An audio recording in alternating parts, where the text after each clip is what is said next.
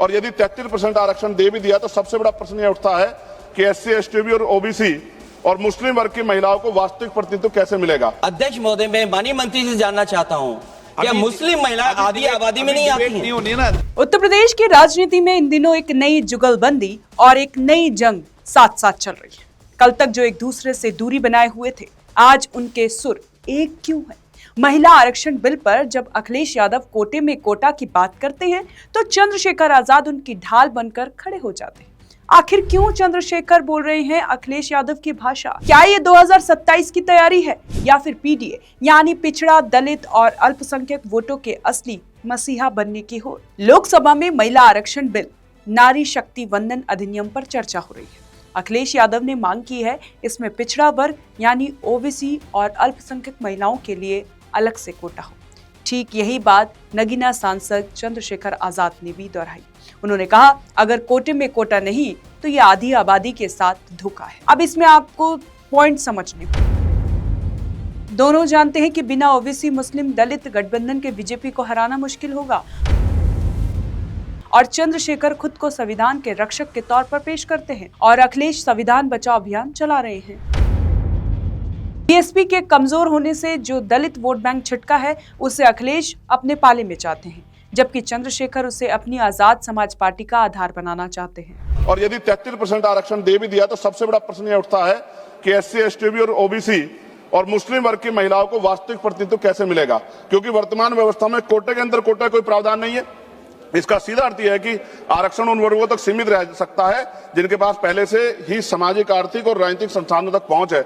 ऐसे में दलित, आदिवासी, पिछड़े और मुस्लिम वर्ग की महिलाओं जो सबसे अधिक वंचित है वो हाशिए पर रह जाएंगी, फिर से प्रतिनिधित्व से बाहर रह जाएंगी। ये न केवल महिलाओं के अधिकारों के साथ अन्याय है बल्कि सामाजिक न्याय की अवधारणा के भी खिलाफ है। आज जरूरत है केवल आरक्षण देने की नहीं बल्कि न्यायपूर्ण और समावेशी आरक्षण सुनिश्चित करने की है। आप तो कोटे में उपवर्गीकरण यानी कि कोटे के अंदर कोटे की बात करने वाले हैं, तो महिला आरक्षण में इसे लागू करने के पीछे आप लोग क्यों रह गए? क्योंकि जब तक सबसे वंचित महिलाओं को उनका हक नहीं मिलेगा तब तक कोई भी आरक्षण अधूरा ही रहेगा। ये लड़ाई केवल आरक्षण की नहीं, ये लड़ाई बराबरी, सम्मान और असली लोकतंत्र की है। सभापति जी, मैं लेकिन सवाल ये कि क्या ये दोस्ती टिकाऊ है? यूपी की राजनीति में अखिलेश यादव खुद को पीडीए का कैप्टन मानते हैं, लेकिन चंद्रशेखर आजाद की बढ़ती लोकप्रियता अखिलेश यादव के लिए चुनौती भी है। पश्चिमी यूपी में चंद्रशेखर आजाद की पकड़ मजबूत हो रही है। नगीना जीत का उन्होंने साबित कर दिया कि वो अब केवल भीम आर्मी के नेता नहीं बल्कि एक निर्वाचित सांसद है। अखिलेश यादव को डर है कि अगर चंद्रशेखर आजाद ज्यादा मजबूत हुए तो दलित वोट सपा के पास आने की बजाय एएसपी यानी आजाद समाज पार्टी के पास चला जाएगा।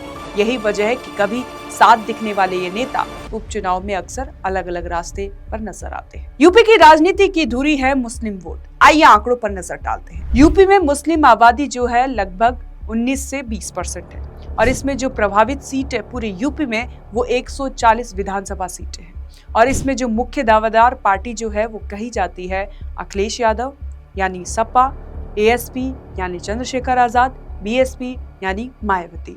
महोदय, अनडेमोक्रेटिक बात माननीय मंत्री जी ने कही। हो सकता है उन्होंने धर्म की बात कही हो, लेकिन पूरा देश आधी आबादी को आरक्षण चाहता है। अध्यक्ष महोदय, मैं माननीय मंत्री से जानना चाहता हूं, क्या मुस्लिम महिला आधी आबादी में नहीं आती नहीं होनी ना देंगे। समाजवादी पार्टी सारी टिकटें मुस्लिम महिलाओं को दे दे, हमें कहां आपत्ति है? हमें कोई आपत्ति नहीं है। यूपी में करीब 4 करोड़ मुस्लिम आबादी है। रामपुर, मुरादाबाद, सहारनपुर और बिजनौर जैसे जिलों में ये 40% से ऊपर है। अखिलेश का दावा है कि सपा पारंपरिक रूप से मुस्लिमों की पहली पसंद रही है। अखिलेश पीडीए के जरिए मुस्लिमों को भरोसा दिला रहे हैं कि वो ही बीजेपी को रोक सकते हैं और चंद्रशेखर आजाद की एंट्री बताती है कि जेलों में बंद मुसलमानों, नौजवानों और नागरिकता कानून सीए जैसे मुद्दों पर मुखर होकर इस वोट बैंक में चंद्रशेखर आजाद सेंध लगाना चाहते हैं। वो दलित मुस्लिम एकता का नारा दे रहे हैं जो अखिलेश के MY यानी मुस्लिम यादव समीकरण को कमजोर कर सकता है।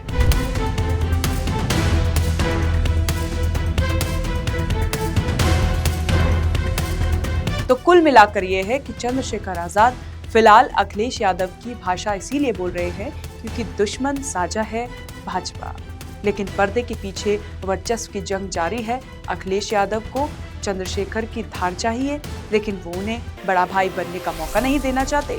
वहीं चंद्रशेखर जानते हैं कि बिना अखिलेश के वो सत्ता तक नहीं पहुंच सकते, लेकिन वो अखिलेश यादव की परछाई बनकर भी नहीं रहना चाहते।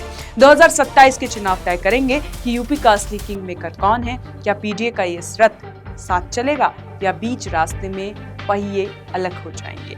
आज के विशेष बुलेटिन में बस इतना ही, और आप देखते रहें OAI न्यूज़।